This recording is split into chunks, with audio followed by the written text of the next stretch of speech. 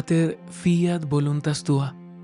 En el nombre del Padre, y del Hijo, y del Espíritu Santo. Amén. Lectura del Santo Evangelio según San Juan. En aquel tiempo dijo Jesús a Nicodemo: Tienen que nacer de nuevo. El viento sopla donde quiere y oyes su ruido, pero no sabes de dónde viene ni a dónde va. Así es todo el que ha nacido del Espíritu. Nicodemo le preguntó: ¿Cómo puede suceder eso? Le contestó Jesús: ¿Tú eres maestro en Israel y no lo entiendes? En verdad te digo, hablamos de lo que sabemos y damos testimonio de lo que hemos visto, pero ustedes no reciben nuestro testimonio. Si les hablo de las cosas terrenas y no me creen, ¿cómo creerán si les hablo de las cosas celestiales? Nadie ha subido al cielo, sino el que bajó del cielo, el Hijo del Hombre. Lo mismo que Moisés elevó la serpiente en el desierto, así tiene que ser elevado el Hijo del Hombre, para que todo el que cree en él tenga vida eterna. Palabra del Señor, gloria a ti, Señor Jesús. En el Shema del día de hoy, queridos hermanos, retomamos la lectura o el texto que veníamos meditando el día de ayer, hoy en el capítulo 3, versículos 7 al 15. Y San Juan en el texto de hoy nos sigue confirmando la realidad del nacer de nuevo, del nacer del Espíritu. Debemos nacer del Espíritu porque allí está la vida eterna en nosotros. Si no nacemos en el Espíritu, está la vida finita, la vida mortal manifestada en nosotros. Pero cuando hemos nacido en el Espíritu, la vida eterna se manifiesta en ti y en mí. Si tú quieres que la eternidad se manifieste en tu vida, en este ahora, en este presente mortal que estás viviendo, entonces debes nacer en el Espíritu.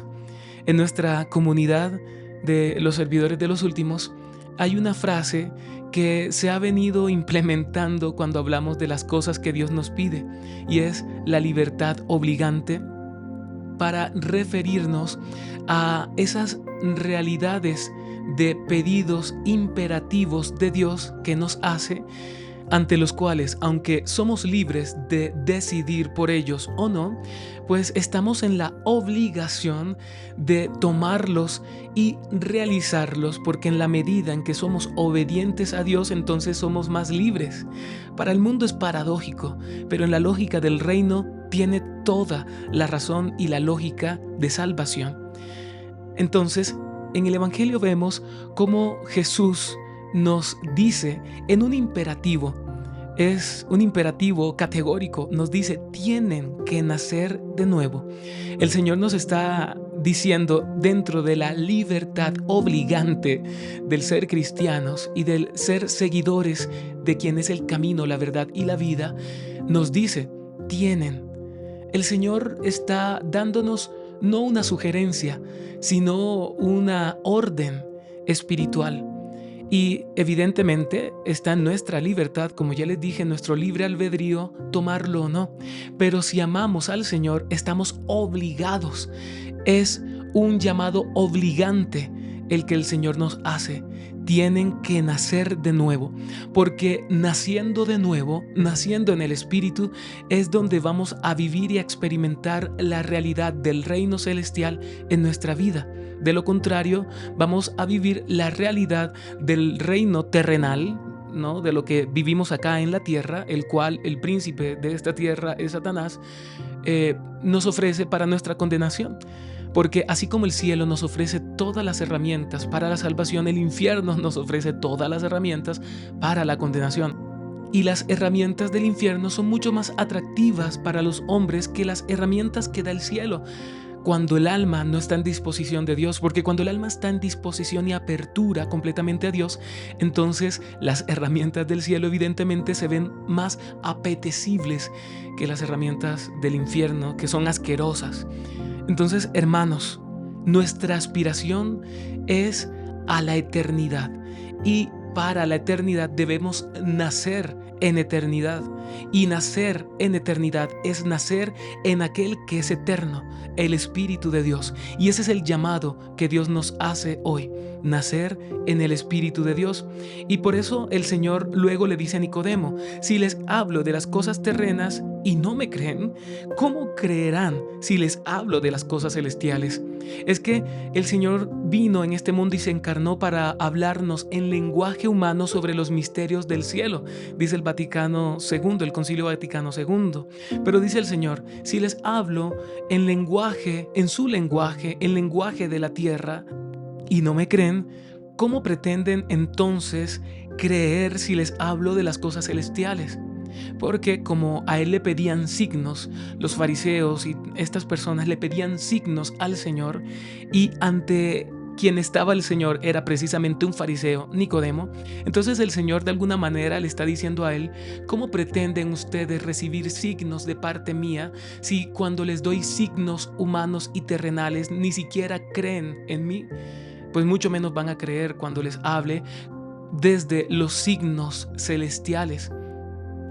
Y termina luego diciendo el Señor a Nicodemo: lo mismo que Moisés elevó la serpiente en el desierto, el Señor hace allí una conjugación entre lo que Nicodemo sabía en cuanto a los profetas y las escrituras, con lo que luego sería las nuevas escrituras que se escribirían sobre la carne del Señor, sobre la carne y la sangre del Cordero, porque el Señor le dice y hace allí la unión. Moisés elevó la serpiente al desierto, eso lo sabía muy bien Nicodemo, pero lo que no sabía, que es Nuevo Testamento, que es nueva alianza, es lo que viene después. Así tiene que ser elevado el Hijo del Hombre. Y viene allí la realidad del propósito por el cual el Señor une estas dos realidades, tanto el Antiguo Testamento, Moisés, como el Nuevo Testamento, Cristo. Y el propósito es para que todo el que cree en Él tenga vida eterna.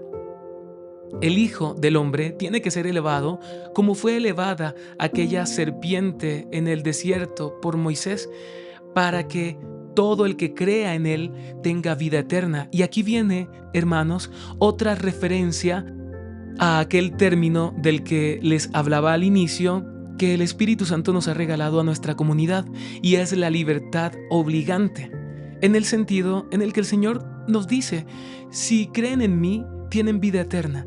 Si no creen en mí, no tienen vida eterna. Hermanos, dentro de la libertad en la que fuimos creados, hay una obligación, un deber, hay una libertad obligante, y es: si ustedes creen en mí, se van a salvar. Si no creen en mí, no se van a salvar. Hermanos, es claro, es claro. Yo no sé dónde no está la claridad. Está hablándonos en términos humanos y con lenguaje entendible, para que todo el que cree en Él, en el Hijo del Hombre, o sea, en Él mismo, tenga vida eterna. Hermanos, pidamos la gracia a Dios de que no entremos en esa cerrazón que nuestro orgullo y soberbia humanos nos tiene allí envueltos, para que no veamos con claridad y entendamos lo que Dios quiere decirnos para nuestro bien y salvación, sino antes bien pidamos a Dios entrar en humildad y sencillez en el misterio que Él nos quiere revelar. Amén. Santísima Trinidad, Padre, Hijo y Espíritu Santo, mora en mí, sé lo que eres en mí, haz lo que sabes hacer en mí, pues así no me perderé y por ti podré ver todo como tú lo ves, pues si vives en mí, nunca estaré solo. Amén. Pater, fiat voluntas tua.